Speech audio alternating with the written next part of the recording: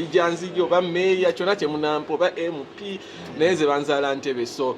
kiba kirungi nnyo n'okola ekivulu nozaayo ewaka mu bantu bamwe dano kitwala eruweero hoyima mbarara ng'abewaka tebakifiiringa so nze njagala nnyo okubeera entebe ndi musajja w'entebe nze Saha Koko Peter Miles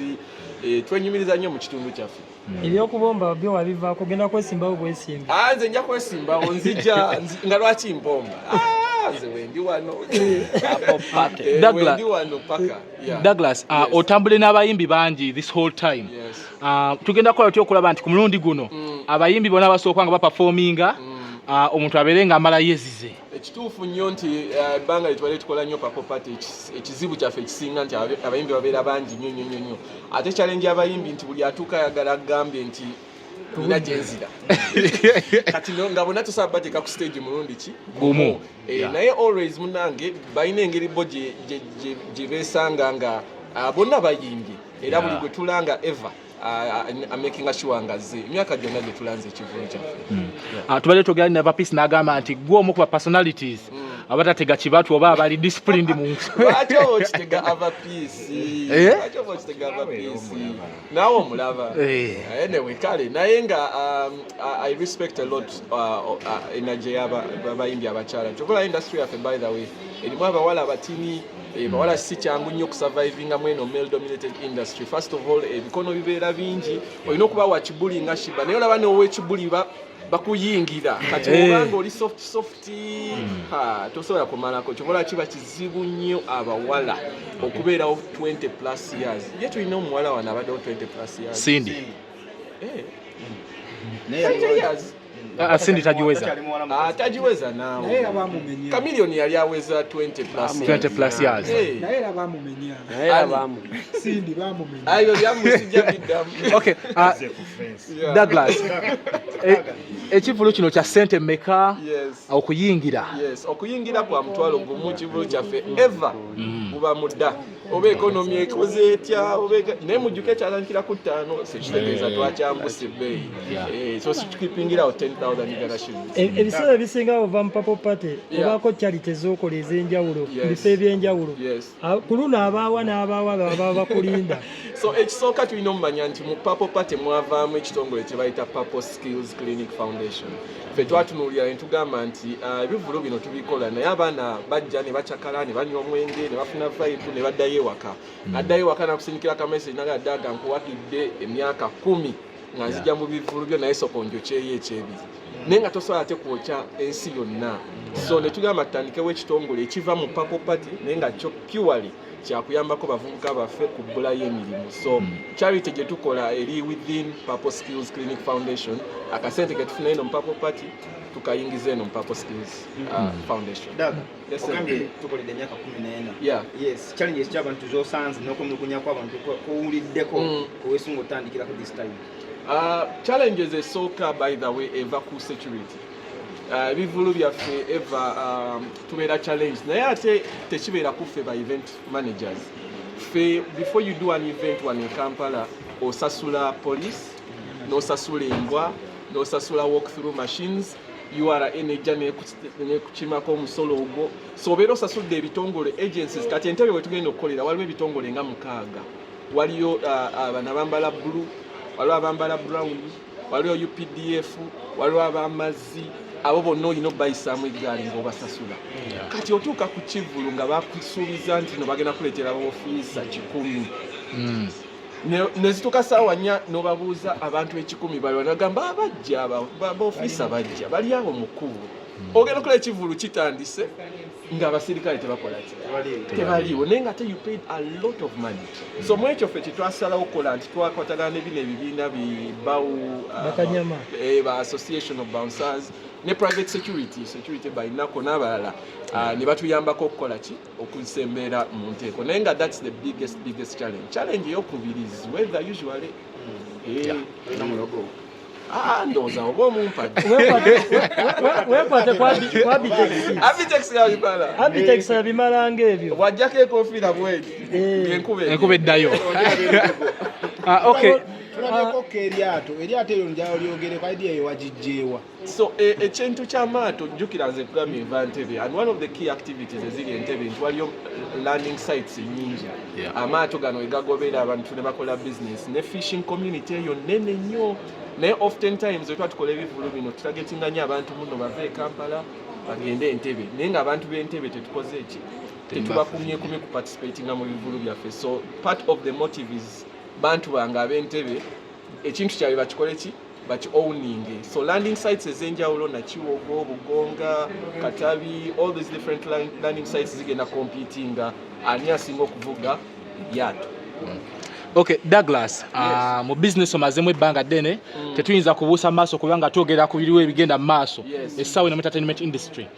For starters, Alien Skin is in prison. Kituufu. Kyali kibaddewo ku bbanga lyonna lyoberedde mu mawulire okubeera nga star at their peak babateeka mida. Pablo kimbuziza naye mbadde sikijjukira kubanga obuvuyo bwo bwabeerangawo era si kipi okulaba obuvuyo buno bwe tulaba essaawa zino, naye omuntu omuyingiza n'atuuka paka eruzira nga muyimbi ng'ali ku peak, ekyo mbadde ndudde kiraba actually tekibangawo. Era kyetulimu time gye tulimu ndowooza ebitongole bya security bireka byagala kusettinga kye bayita precedence. Kiranga time bannamawulire bwe twali tufuuse bakiwaji mukulu omu n'atwala omukulu omu ne basettinga precedent mu kooti program ne bazijja mu prime time na biki. So ne government sometimes baagala okukola president bagaye katukwateko kuki ono tumulageko so that abalala baagala okugezaako tebakikola. So munnanga olumu oyinza okusanga ng'oli yayitawo n'oli yakikola n'ayitawo naye ono particularly ekitimba nekikola nekimulya naye nga nze mmanyi Alien Skin ajja kuvaayo maybe the situation is unfortunate. Chester kakasa because abaddeyo nti Alien yakutte n'akuba omusawo ekyo era nakibuuza ne afande Luka Owesigire omwogezi wa KMP ku interview after 5 ne mugamba Alien mwakakasizza yakutte omusawo namukuba nenkimulekera nangamba nabo bakyakola ki banoonyereza naye kyebamanyi nti kibiina kyani kyali. So oyinza okutambula n'eggaali one of the person ali ku gaali yo n'akola ekintu omusango ne gudda kuki kugwe because gwe face. So nze njagala nnyo wadde mugamba ne fence naye njagala nnyo kuwa abantu benefit of doubt. Oyinza okusanga nga boyi w'omu yabadde ayinyize nnyo oba fenna tetwabaddeyo then ekyokubiri fenna tugenze mu malwaliro and this goes to the community y'abasawo and all that stuff. Waliwo wotwala nina kyali wange yafiirwa mukazi we the one married naye ali girlfriend we amugye ewaka nga ali bubi nnyo amutuusa ku reception bamugamba tetusobola kukwatako nga tojjeeyo ki majja. Meanwhile ono omuntu ali ku ki afa ali bubi. Kati ekintu ekyo manyi mbu namalwaliro part of the reason why tuge establishing kola ki profit naye ate mu situations eze-emergencies ndowooza sose kukola bandisose ne bakola because obulamu munnaye tebugulika we bugenda buba bugenzi. So nze my appeal to community ey'abasawo nti bwe mulaba emergencies nga tujjeko bana bamalaria nga olaba tajja kufa oyo ye asooka abawe ki amagye naye accident omuntu ng'ali ku last call omuntu oyo tumuwenga chance obulamu obwo budde tubanje sente. Well, nga malirizaako yo point kindeetera okubuuza nti olowooza gangsterism mu music industry ngeyo alabika ngedde yaba Bobi Wine babekulu abalinanga amagaali ekyasobola okuapplyinga tudde. It can abantu baagala nnyo waliwo saying gye bagamba nti abawala baagala nnyo ba bad boys. Abantu baagala nnyo abantu b'ekibuli wobeera kati ino industry mulimu abantu abali quiet calm ku example yani Miss Henry Silver waliyo meeting ku Silver Kyagulanyi musajja ali very down to earth ebigambo by'ebitini kati omuntu oyo takola mawulire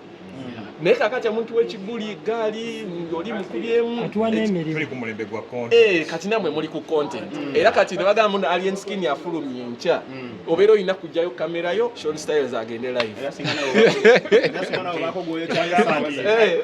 tebatuzali Silver Kyagulanyi alien n'atula wano ne mugenda wa Silver Kyagulanyi mu nedda tosobola kikola so by the way ekyo ye reason lwaki abayimbi abamu bagetinga so frustrated especially abamanyi okuyimba because ayina eddoboozi ly abeera agamba lwaki nteekamu effort eyo naye kakati nze wembanga let me give you an example Spice Dano ya sister wange ayina okuteekawo eggaali ey'ababouncers top security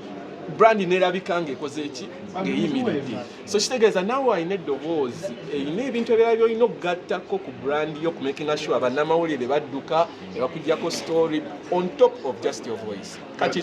kyetuva nudes tulaba nti zisusse ennaku zino ekya nudes babeera basajja batategeera bata nudes abakyala batya ate nga goba wakakwata muyimbi kyabbi akasi bagamba ku misango gyalina n'akasimu yali akabbi sikuba Wakasimu nedda tutali kasimu yakabasida yabbye emitwalo 4 kati mwe mulooza ali nti alina mitwalo 4 anti omusango gumutadde munda ku basimu sikuba fe ba interviewer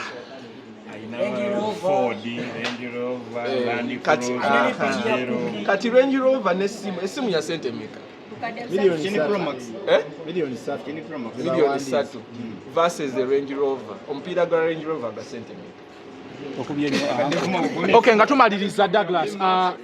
nga tumaliriza abantu bajukize ennaku z'omwezi sente ne venue. Ennaku z'omwezi 15 egenda kuba Sunday, tugenda kuba ku Aero Beach Entebbe, Purple Party tubizeemu kyekivulu kyaffe kibeera kiggalawo ki omwaka. Then next year tugenda kutandika international tours zaffe tuddemu mawanga ag'enjawulo ate era tumalirize n'Entebbe nga bulijjo.